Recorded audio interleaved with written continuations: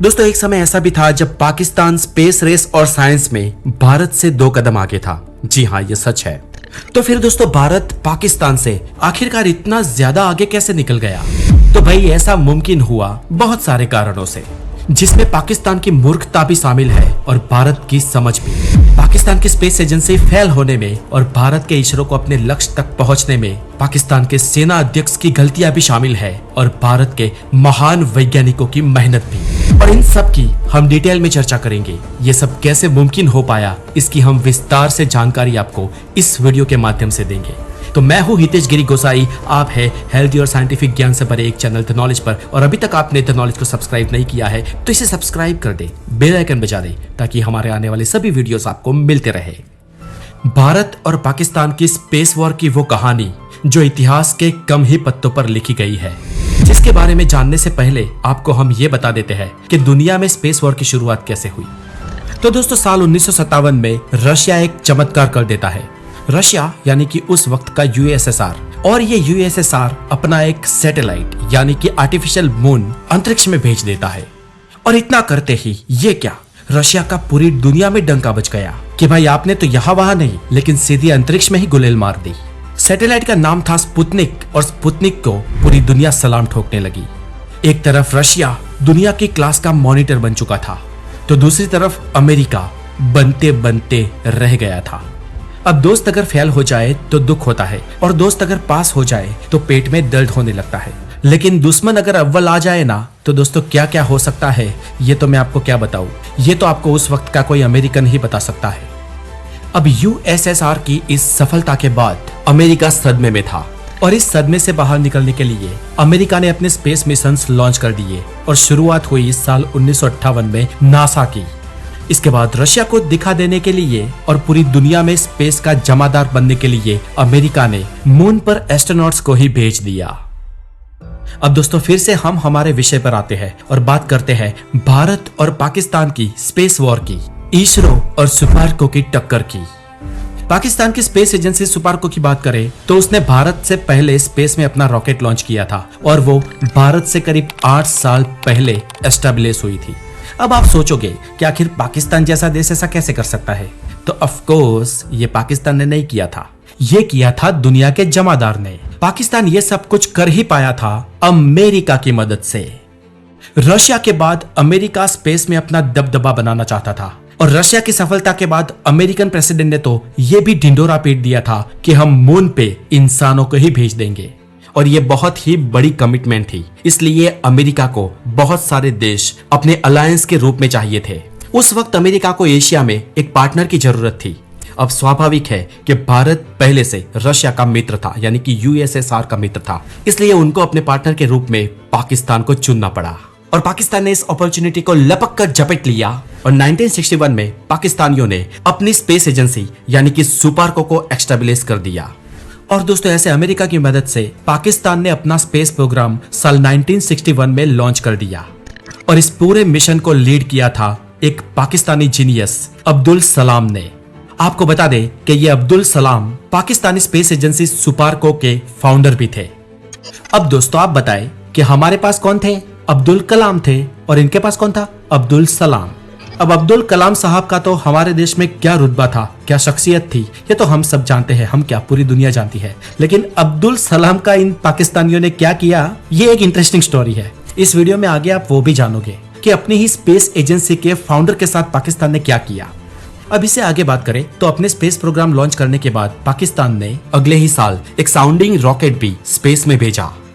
अब दोस्तों इस वक्त तक भारत में कोई भी स्पेस प्रोग्राम लॉन्च नहीं हुआ था, और जो टेक्नोलॉजी उस वक्त पाकिस्तान को अपनी झोली में खैरात में मिली थी, उस स्पेस टेक्नोलॉजी का वो भारत के खिलाफ भी यूज कर सकता है। इस बात को भारत के एक महान वैज्ञानिक विक्रम साराभाई बखूबी जानते थे, और विक्रम साराभाई के विजन और उनकी मेहनत ने ही भारत को इसरो दिया। तो चलिए पहले फटाफट शॉर्ट में ये जान लेते हैं कि विक्रम साराभाई आखिर कौन थे। दोस्तों विक्रम साराभाई कोई आम इंसान नहीं थे।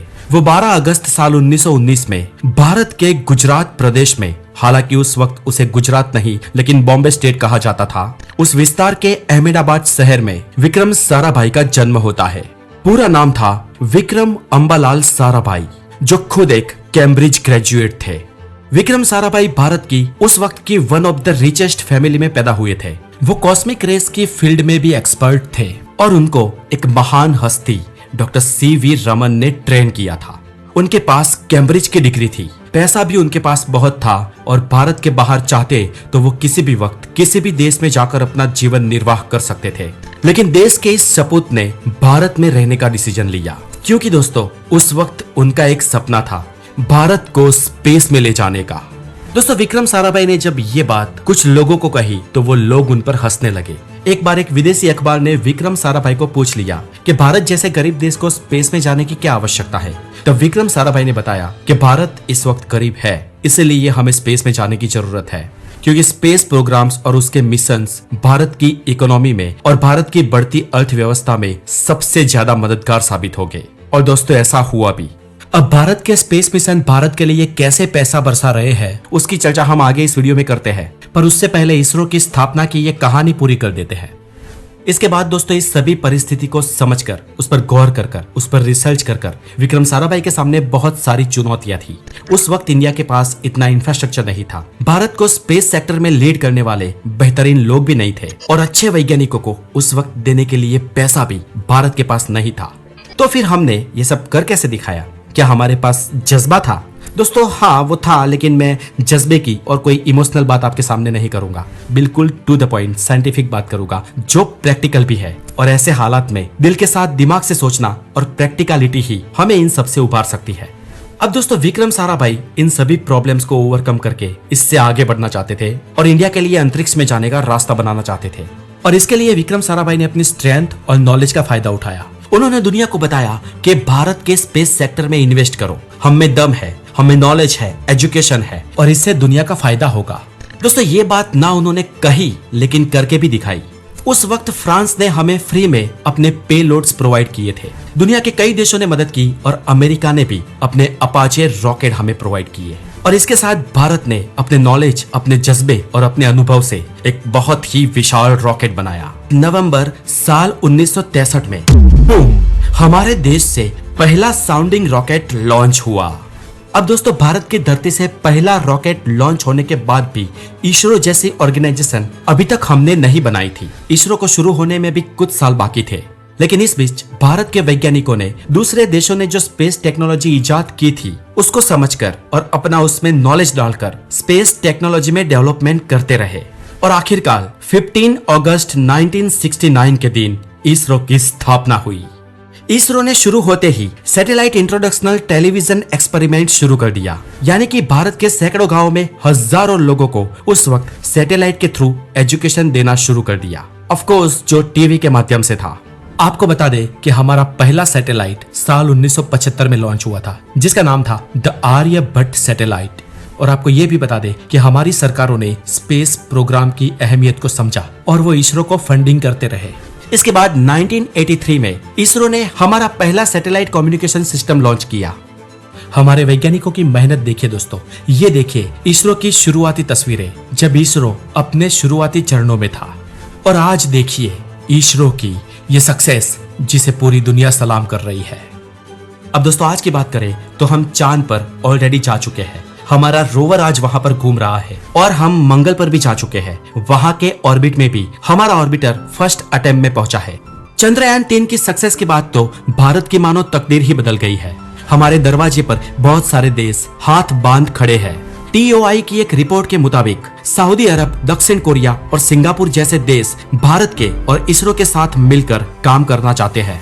दोस्तों मानो पैसों का ढेर लग गया है और आज सबसे सस्ते में स्पेस में जाने की जो हमारे पास टेक्नोलॉजी है वो हर कोई देश पाना चाहता है।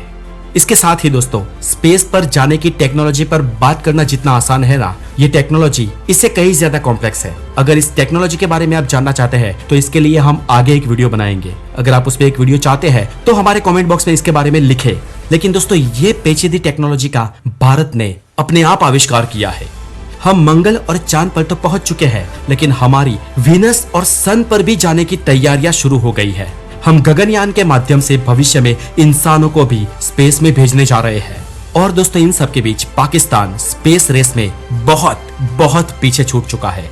दोस्तों आज पाकिस्तान के पास अपनी एक सैटेलाइट लॉन्चिंग सिस्टम भी नहीं है, जबकि भारत के रॉकेट्स पूरी दुनिया के सैटेलाइट्स, आपको शायद जानकर हैरानी होगी, लेकिन पूरी दुनिया के देशों के सैटेलाइट्स आज भारत स्पेस में लॉन्च करता है और ये बहुत सालों से कर रहा है, क्योंकि दोस्तों हमारे पास उन सैटेलाइट्स को सस्ते में लॉन्च करने की टेक्नोलॉजी है। और एक्सपर्ट्स ये बता रहे हैं कि पाकिस्तान कम से कम 2040 से पहले खुद के सैटेलाइट रॉकेट्स नहीं बना पाएगा, और अगर हालात और बिगड़े तो ये टाइम और भी आगे खींच सकता है।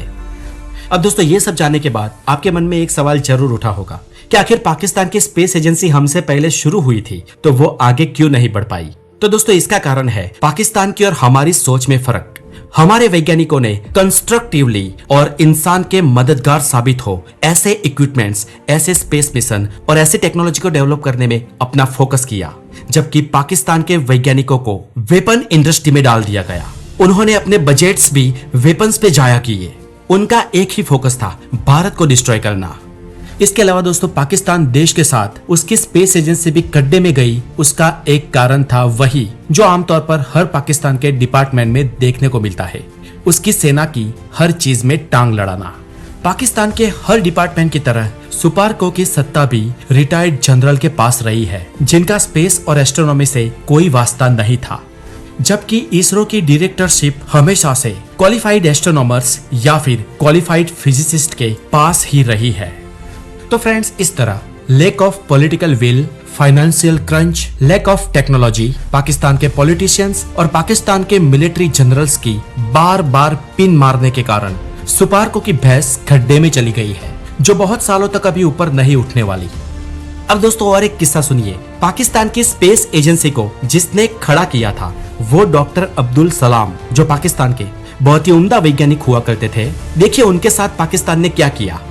साल 1974 में पाकिस्तान के प्राइम मिनिस्टर जुल्फिकार अली भुट्टो ने एक बिल पास किया था जिसमें अहमदी लोगों को नॉन मुस्लिम डिक्लेयर कर दिया।